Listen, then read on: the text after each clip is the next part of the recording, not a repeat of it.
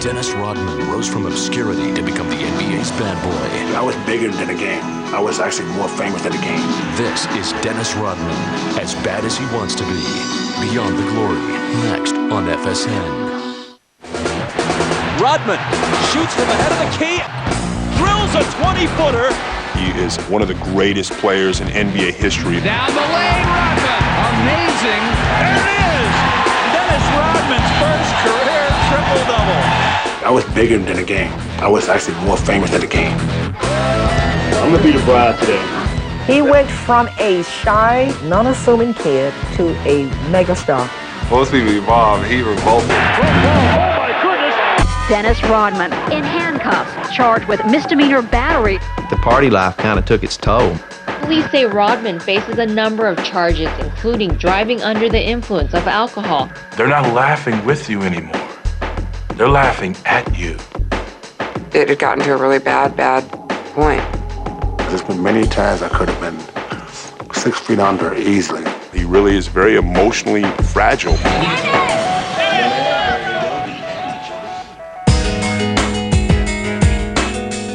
He's one of the most strong-willed people I've met in my life. I think there's always going to be a mystery to him. I'm not going to die without completing what I've been put on this earth to do. This is Dennis Rodman, Beyond the Glory. Absolutely outstanding. Unbelievable. I concluded that he'd been on baseball. Do you have anything to say to your fans?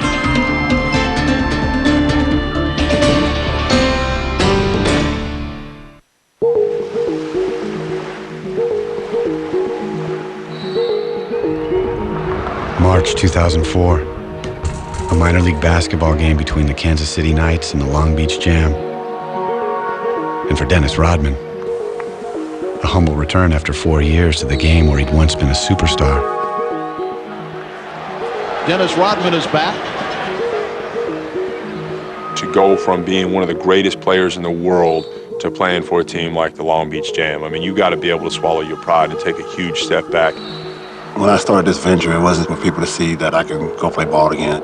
My goal was to get back in shape and just to look presentable. Rebound, Rodman. You know, I'm not doing this for people, I'm doing this for myself.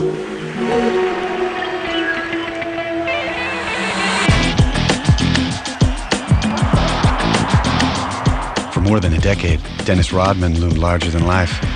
He was one of basketball's great performers and most colorful personalities. He's bohemian. He's Moulin Rouge, the movie. That's Dennis Rodman. I mean, he's creative. He's just a different kind of artist. He's not like an athlete. He's more like a rock star. When you say Dennis Rodman, wait a moment, you are taking on way more than, you're taking on 10, 11 guys in one guy. But after leaving the NBA in 2000, Rodman made headlines for all the wrong reasons. While his lifestyle, fueled by alcohol, kept his closest companions in constant fear. I was concerned about him physically. I was concerned about him mentally. I was concerned about him in every way. The amount of alcohol he was consuming and the environment he was putting himself around and just the atmosphere, the element of people it was crazy. I was scared to death. He's going to party and rage till he's out of money, he's totally broke, and then he's going to end his life. But Dennis Rodman's path has never been predictable.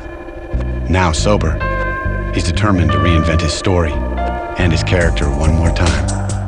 No matter how crazy the ride is, as you go along, you still come back to where you started. And that's where he's at.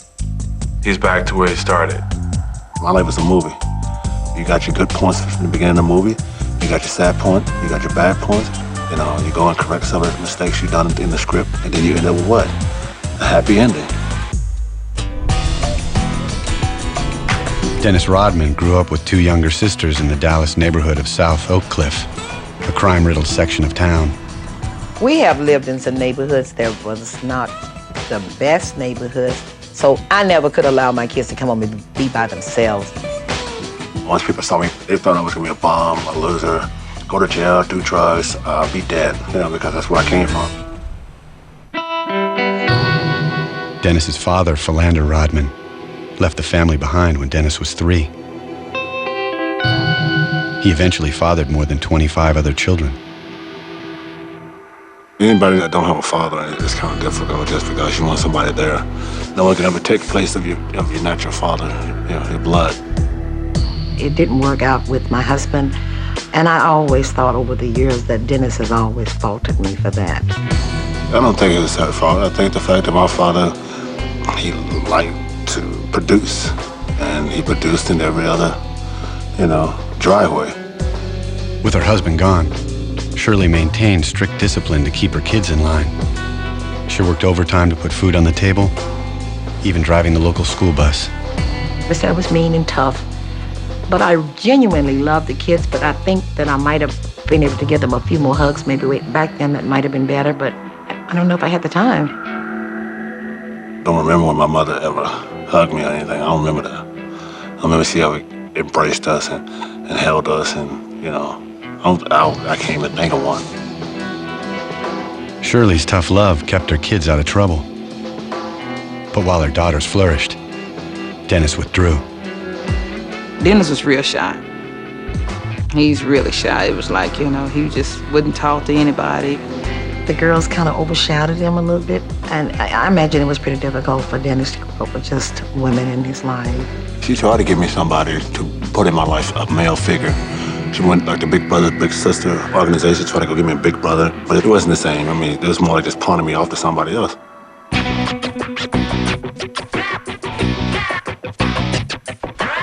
The one place Dennis came alive was on the basketball court. He teamed up with his sisters at a nearby gym. They was pretty much better than anybody. They was better than everybody, even guys. I mean, they would go out there and play with guys like it was nothing. He played real good. It was like, I was the point guard, and he was the post player, and my sister was like a forward or something. I did that every day for like 5 or 6 hours a day. I just lived there. Until I had to go home and go to bed. But while Kim and Deborah became high school stars who drew college scholarships, Dennis drifted through his teens. He didn't have any interest in anything except for the gym and pinball machines, and that's it. I can't even begin to portray to you the shy young man that we're talking about. The one that held onto my skirts. The one was so shy he wouldn't even date. Dennis didn't even date. But Dennis was changing. At age 20, he abruptly shot up in height, from 5'9" to 6'8". Even today, I still feel like that, I'm not a big person, but sometimes I catch myself like, wait a minute, hold on, I'm 6'8". Wow, I'm Dennis Rodman, I'm this guy. Playing in the gym, Dennis caught the eye of college scouts. In 1983, coaches from southeastern Oklahoma State tracked him down at home and offered him a scholarship. I think that really put it right on top of my head and said, wait a minute, hold on. I gotta do something in my life, and it's gotta be something positive. Southeastern Oklahoma State was in the middle of rural farm country. Dennis was living at the college that summer and coaching a basketball camp when he met an 11-year-old local boy named Brian Rich. I was a foot smaller than everybody, so I had to really, dig down and hustle, and, that's what he kind of liked. Every day that week, he came by my side the whole time. He was with me the whole time. He did everything I did. He went to practice, I went to practice. If I dive on the floor, if I dive, he dived. If I go jump in the stands, he go. I mean, every little thing I did, he did it. And he pulled a good one on me the last day of the camp. He said, I want you to come to dinner in my house. I'm like, what? And I'm 11 years old, and they're thinking, well, I'm gonna, bring one of my buddies home. They're same age, same size, Then I come walking in the door with with a 6'9" black guy. There's not a whole lot of black people up there. His dad looked at me like I was some lost alien or something. He's like, wait a minute, hold on, this your friend?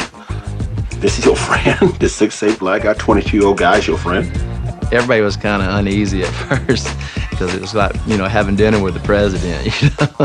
When I went there, he sprung another one on me. He said, yes, mother, father, could I spend a night? And they just looked and dropped their jaws and said, hold on, we'll be right back. Hey, just let him stay the night and you can take him back in the morning. And from that day on, I was with that family for 4 years.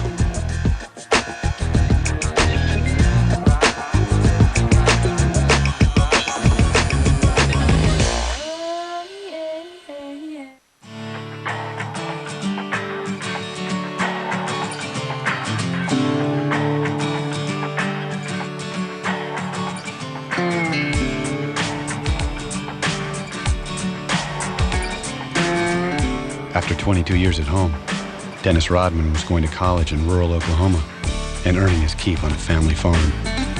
Right before you go to school, 5:30, got to go to school at 9. Come back home, got to go to work. Just like it, every day. We had about a 1,500-acre farm that we raised a lot of cattle on. We just kind of told him, if you stay here, you're going to get treated just like the rest of the guys around here. There's chores to do, baling hay, hauling the hay, putting in the barn. They taught me more about life than anything. About living the hard life, getting up in the morning, 5:30, going to plow, going to get the cows up, going doing this, doing that. Where I'm actually working. And I think that the values they taught me carried on to the game of basketball.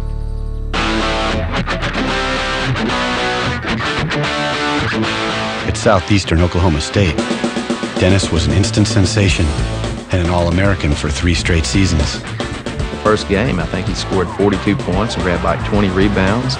Everybody's like, who is this guy, After that, he packed the gym every night. I was just excited. I was just excited just to be, here and just, just enjoying the game. In the spring of 1986, Dennis led his team to the NAIA Final Four. NBA scouts took notice. That summer, he was drafted by the Detroit Pistons. I was just happy just to be anywhere. Just anywhere, I didn't care.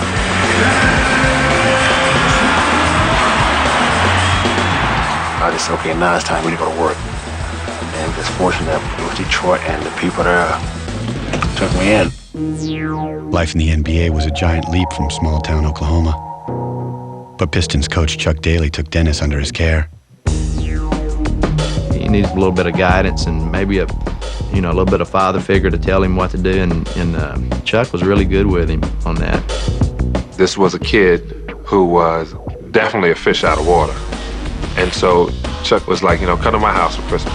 Come to my house for Thanksgiving. He felt attached to me, and I felt attached to him because he knew all the frustration I was going through as far as making it and trying to play. I wanted to play so bad. And I never let him down. Not one time, never let him down. Here's Rodman with a steal, and Dennis with that quick slam. The Pistons were the NBA's bad boys, a team that fought opponents tooth and nail.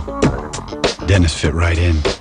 I wasn't trying to be famous to doing dirty work. I was just making it fun to do it and enjoy to do it. We call him Big Man because he played the big man. He played like a big man. He played way outside of himself. Dennis loved to play against who everybody considered to be a star. You got Mark Aguirre, we got like Larry Bird, Magic Johnson. All those guys that were so great, so good. I just wanted to see if I could stop these guys. Dennis did just that. By 1990, he was an all-star and a defensive stopper as the Pistons won their 2nd straight title. He felt like he'd found a home. I just looked at those guys like, hey, these are my brothers, that they look over me, they look after me, they take care of me, so I got to give something back. And the things I was giving back to is my heart and soul and my love for the game. He really loved that team. He really loved Detroit, period. The NBA's Defensive Player of the Year, Dennis Rodman.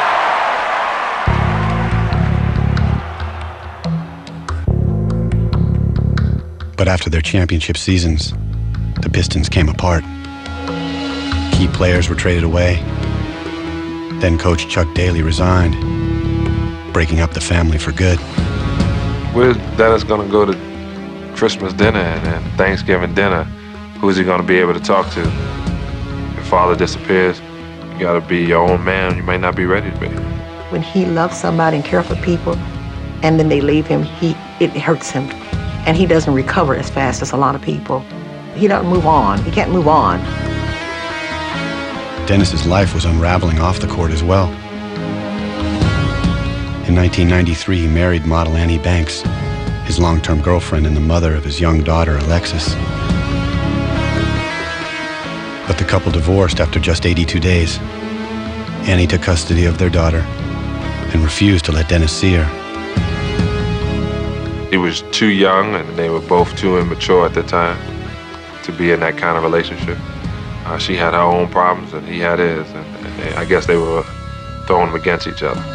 That was like the last straw for Detroit. That was it for me. I just said, screw it. I'm not dealing with this anymore. He couldn't see his daughter. I mean, there was a lot of stuff that was kind of hitting him all at one time, and he just kind of broke down. One night, the police found Dennis sleeping in his pickup truck with a shotgun in the back. He'd left behind a note that some believe was a suicide threat.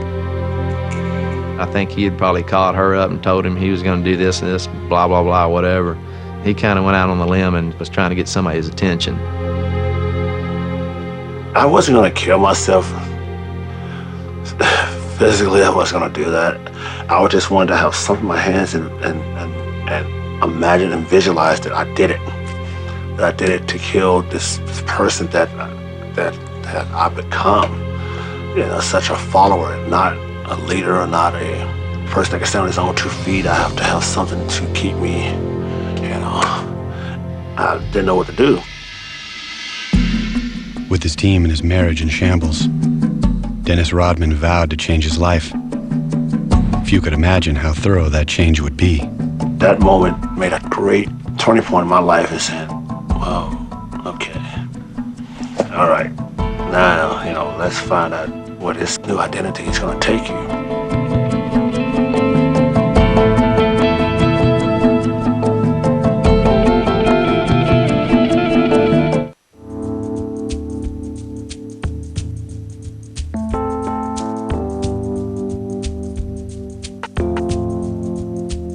After 7 seasons with the Detroit Pistons, Dennis Rodman's life was in tatters.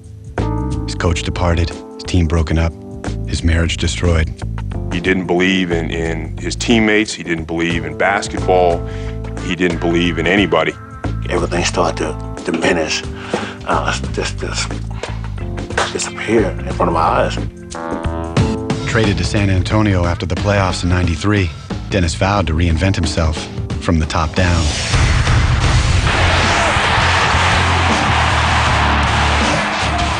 He'd gone through a really traumatic, emotional time. And that summer when he got traded to the San Antonio Spurs, he saw the movie Demolition Man. And that is why he dyed his hair originally blonde. I went and got my hair dyed, and that's when my life changed completely. We end up rooming together, still got the blonde hair, and jokingly, I say, you know, why don't you dye it green? And the next day he shows up with a green. After that, I started to dye my hair different colors, and all of a sudden, kids all over Texas, color hair everywhere. Every game, people came to look at my hair. They came to see what's different about me. Then I started getting piercings. I started getting tattoos. The more extravagant he was, you know, the more of an entertainer he became, and the more the people loved him. He went completely ballistic in San Antonio. He shocked those people out of their boots. No one in basketball looked anything like Dennis. No one played like him either. I went through every day, every game, performing the way, you know, like it was no tomorrow. He was like a cartoon character who happened to be the greatest rebounder the game's ever seen. A lot of it had to do with, you know, his childhood and him wanting to become a superhero, you know, and wanting to be a Superman and have a coat of armor where no one could ever hurt Dennis again. I wasn't trying to teach kids any bad that I used. You know, I was just doing things that I wanted to do as a kid. Dennis was living out his fantasies off the court as well. Madonna had been at one of the games that we're watching the tape on, and she said, one guy that I really would be interested in is Dennis Rodman. And we looked at each other and said, okay, we got to make this happen. She was a free spirit, go-getter. I don't give a damn what you think about me, and pretty much that's what I was. Dennis loved putting people at edge. So since you're going to stare at him anyway, he's going to give you something to look at. But Dennis's flamboyant lifestyle clashed with San Antonio's cultural climate and the religious values espoused by the team's top star, David Robinson. I was the devil, he was God, he was Jesus, and I was, you know. So people said, well, you know, he's not gonna fit in, and they try to talk to me and tell me to go to church and give me my Bible. I'm like, no, I'm gonna do my job, you do your job. Dennis led the league in rebounds for the 4th time in the 94-95 season, as the Spurs posted the best record in the league. But when San Antonio lost to Houston in the conference finals, Dennis took the heat. Dennis played exceptionally well in that series and dominated, but you had to either point the finger at David Robinson or Dennis Rodman. So they pointed the finger at Dennis Rodman. But Dennis landed on his feet.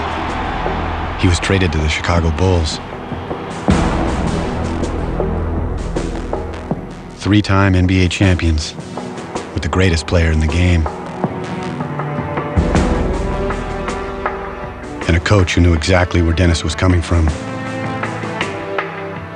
In Chicago, if Dennis got a technical foul or kicked the ball in the stands or, did something outlandish, you look down and Phil Jackson would have a smile and a smirk on his face and be like, I used to do that.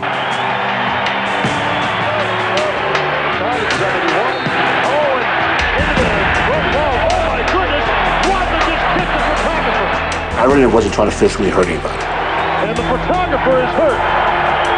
It was just the heat of the moment, and the things that I did was more like, okay, great, I'm gonna do this, and hopefully that, things will be cool.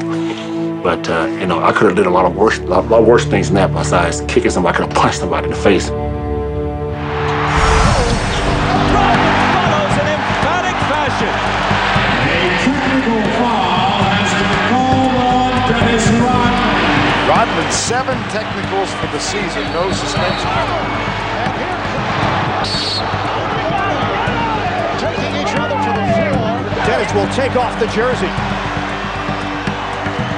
Throws it to the floor. Dennis Rodman is irate. Oh, that stupid Rodman. Phil Jackson wrote a book called Maverick.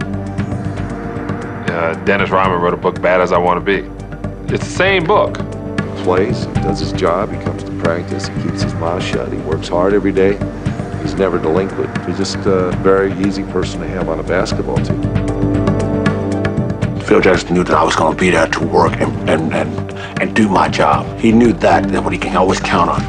As far as everything else, he had no control. He didn't want no control over it. He didn't want nothing to do with that. Dennis rewarded his coach's trust.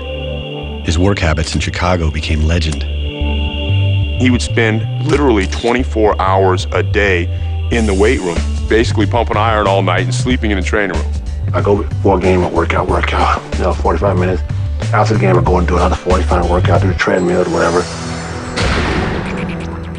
I think that was a mental part of my life that was really focused. Rodman again leading the league in rebounds, 15.5. Dennis Rodman! The results were dramatic. With Dennis doing the dirty work, the Bulls became an NBA dynasty. I didn't miss a beat with, about all the things I was doing off the court. I didn't miss one beat. On the court, no one worked harder than Dennis Rodman. Off the court, no one played harder.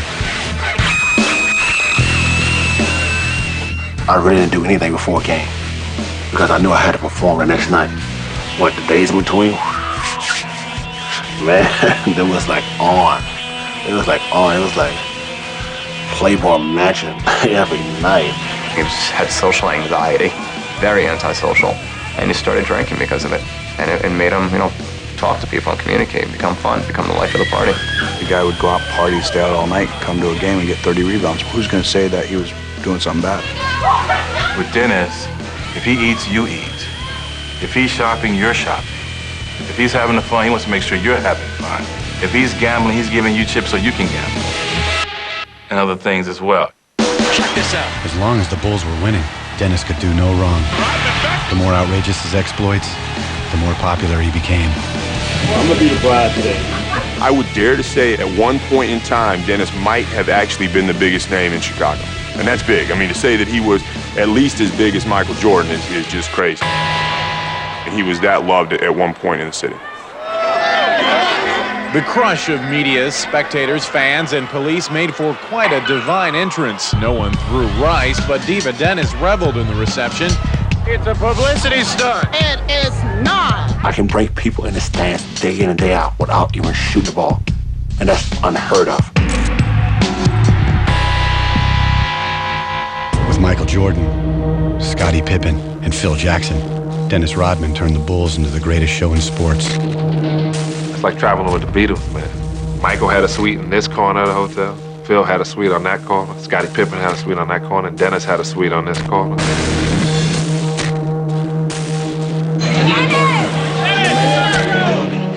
would walk up to us and start crying. Just like in awe that he was standing in front of them. It was like a rockstar concert coming to town every night. Dennis never let up. During the '98 NBA Finals, he spent his off days partying in Las Vegas, then flew back to Utah for the series' decisive game.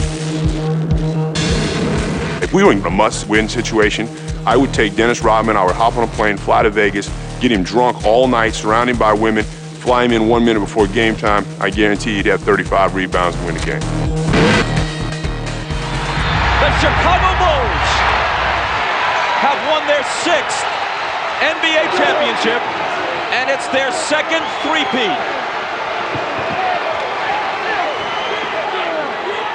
That last game was like, thank you. You know, it's like if we couldn't even celebrate, because we're like, okay, this is over. I was so just mentally drained for 3 years, running hard, running so hard. When you're flying that high, when you're like the peak of all peaks, there's nowhere else to go but down. Let's go, baby. VIP.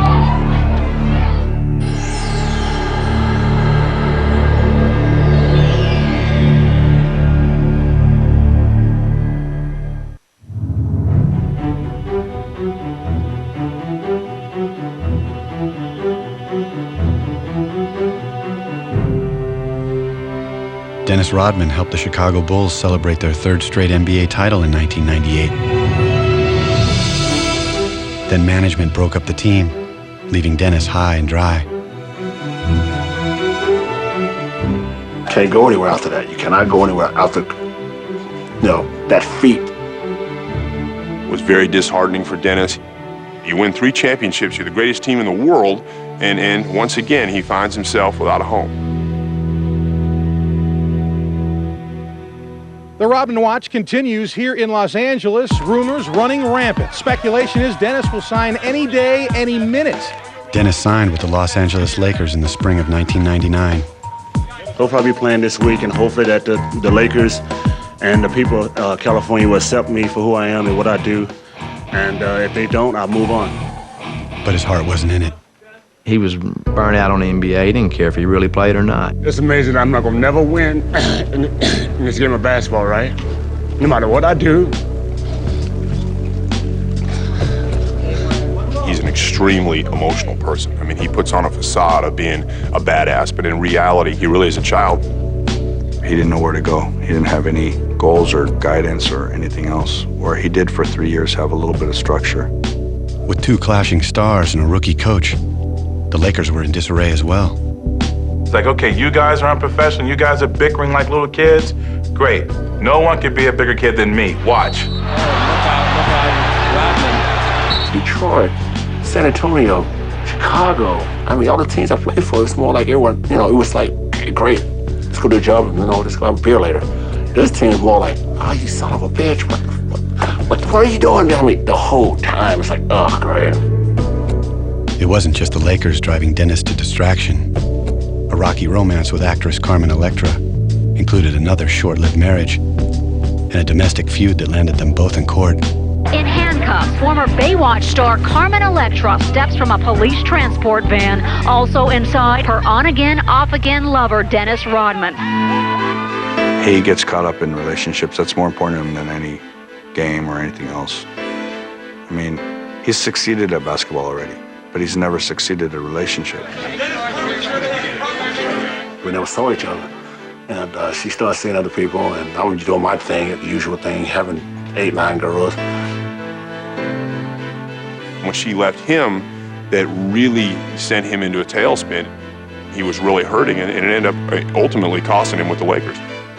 3 weeks before the '99 playoffs began, the Lakers cut Dennis loose. That's the problem with being a bad boy. Whenever something goes wrong, we can pin it on you, because you're a bad boy. Rodman's skills were declining, but he could still draw fans. So in the spring of 2000, Mavericks owner Mark Cuban brought him to Dallas to do just that. Rebound, Rodman, yep, and a foul. He wanted me to fill the stands. He wanted people to come to the game. And what perfect person to do that, to go get the clown. Rodman, great effort. Dennis came in, he did everything Mark said. All of a sudden, the games are selling out, and Dennis is putting on a show, and he's sitting on the floor, and he's acting like, you know, Dennis Rodman, the character. Technical foul on Rodman. He's been thrown out. Holy cow. Is this what they mean by Dennis being Dennis? Mark Cuban played him like a violin and then let him go. I don't get it. I really don't get it. I mean, I get the short and stick every damn time, and woo. I don't know, what am I doing wrong? With no other offers from NBA teams, Dennis went home to Newport Beach, California. His professional reputation was in ruins, but the party was just getting started.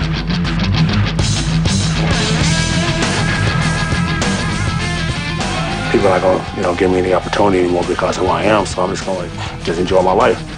So I just drink, you know, 4 times a week, 5 times a week, and it was that kind of deal. Found a lot of guys that didn't have to go to work and that didn't mind getting drunk at 11 o'clock in the morning. Dennis's hedonistic lifestyle seemed glamorous when he was on top. Now it helped cloud the reality of his fading career. I said, whatever, I'm just gonna party, do this and that, you know, screw all the girls like I always do, you know, just whatever. And I was doing it. 1 year passes, another year passes, and Dennis falls into a situation where he is surrounded now by literally the lowest form of people alive. None of these people have a life, none of them have jobs, they're all feeding off of his money and spending his cash, and Dennis had to never been one to say no to anybody. He's afraid that if he gets rid of them, now what do you have? Yeah, Something is better than nothing. Yes. Oh, yeah. In the midst of all the partying, Dennis began a long-term relationship with Michelle Moyer, eventually fathering 2 children with her, a son DJ and a daughter Trinity. In the beginning, you know, it's something that draws you to him. He's like a magnet. He's got this really good soul. She's a strong individual. She's cool. I mean, she knows my stuff, and she said, okay, great, we get together, you know, have wild, crazy sex, and, you know, take care of our kids. We all good. And she loves that. We actually moved in with him to his beach home with the first child, and he continued to have the party, so I made a choice to kind of separate me and the kids from that. It was just a little too much. Dennis and Michelle married in 2003, but continued living in separate houses. I live here, she lives there, you know, with the kids, so that's not nowhere near conventional. She accepts that, she understands that, you know, girls and people want to be around me to party. They want to party and have a good time, people like that, and it's hard for a woman to be with me because of that. It definitely takes a lot of strength. A lot of strength. In fact, sometimes I wonder where I get it. And I wonder if I'm going to continue to have it. They're a strange but good couple. Any woman in the world that gets involved with him, unless she lives in Siberia, knows what Dennis is about. So she's accepted a lot more, helped him a lot more, and put up with more than most women would. In the summer of 2003, Dennis announced an NBA comeback attempt, but he made little effort to get into shape. Dennis, you're not going to practice at all this year? Well, I didn't do it all last year, so what's the difference? Why should you start right now? Well, I would start now. Or to curtail his drinking. Beautiful. Before he needed it to become this social extrovert, now he needs it just to cope. I actually told him, you're not going to live another year or 2 because something's going to happen to you, whether it's a car accident or liver damage, or nobody can possibly live their life this way. You can tell somebody to do something, but 99% of the time, they're not going to do it. So I just said I had to prove to myself and make myself understand it. I got to do this myself. He was not ready to stop at that point. And I wasn't ready to walk away at that point either.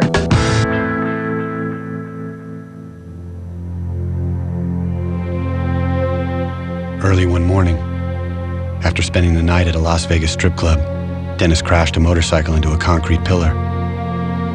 He was charged with driving under the influence. For those who had always stood by him, it was the last straw.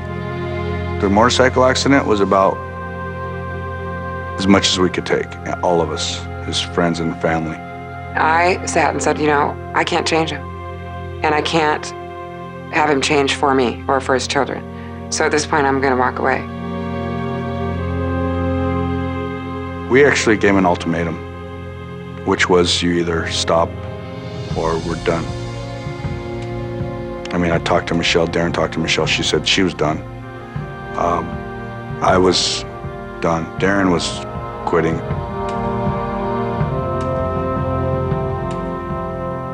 He had to make a choice. Either I'm going to lose it all, you know, or I'm going to make a decision and try to do this.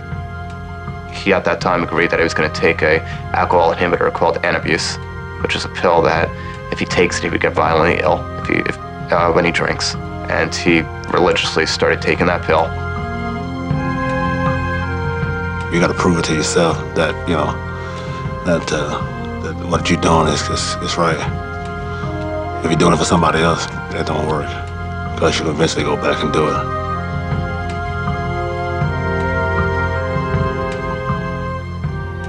Fortunately for us, he listened. And he hasn't touched the bottle since.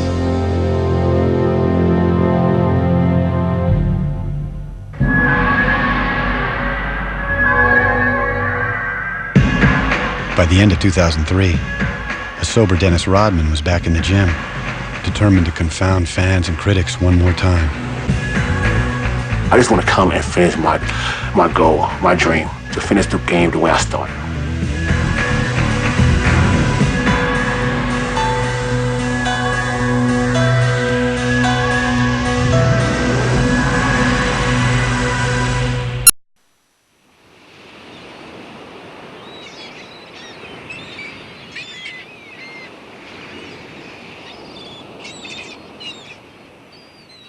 4 years after his last NBA game, 43-year-old Dennis Rodman is chasing a dream.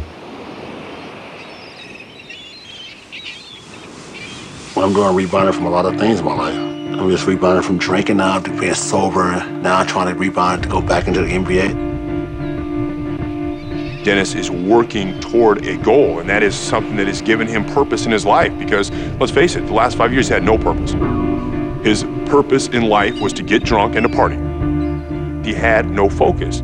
So basketball has been his savior. In December of 2003, Dennis joined the Long Beach Jam of the American Basketball Association. His first pro game in 4 years. Rodman, offensive rebound, and he gets his first bucket. 3 months later, he led them to the ABA title. The whole time he was playing with them, he was coaching them. It was incredible. It wasn't Dennis the menace, it was Dennis the mentor, it was Dennis the teacher. Yeah, but a lot of people didn't really think I can do something like that. And I just went out there and did it to show people I can actually go out there and coach players. And I had to show players, and they actually listened to me. Dennis hoped his performance would entice an NBA team to sign him up. But when the 2004 playoffs began, he was watching from the sidelines. Dennis would like to make a comeback now. There's no team in the NBA that'll touch Dennis Rodman. And he'll deny that he watches basketball, but he's watching every damn playoff game every single night at his house by himself and missing it, really missing it. But Dennis has never been the type to take no for an answer. Week after week, he's retooling his body and priming himself for one last shot. I just want to come and finish my goal, my dream, to finish the game the way I started. If it does happen, it's going to be a feat that no one's ever done in the game of basketball. Everybody's worried about, oh, is he going to make the NBA? I could care less. To walk away from that alcohol is huge.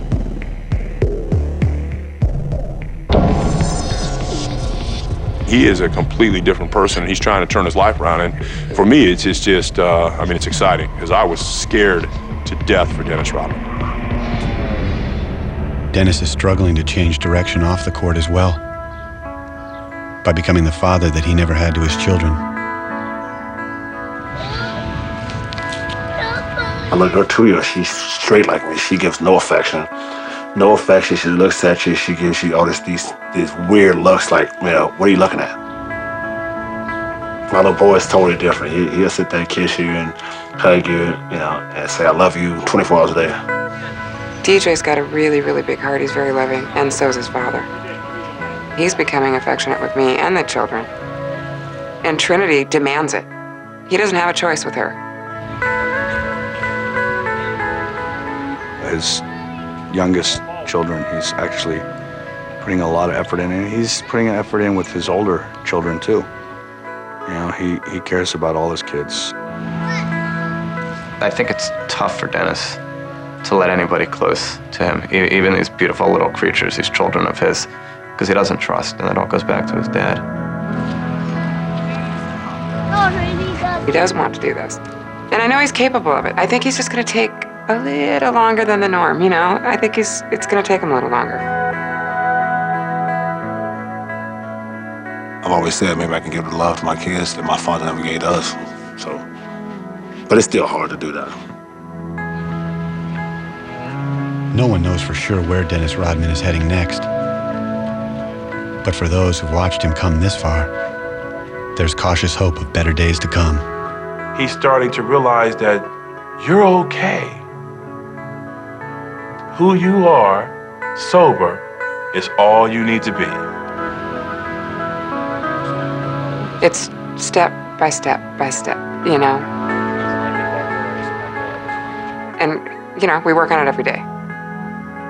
So I just take a deep breath and go, okay, we made it through another day. Can we do another one?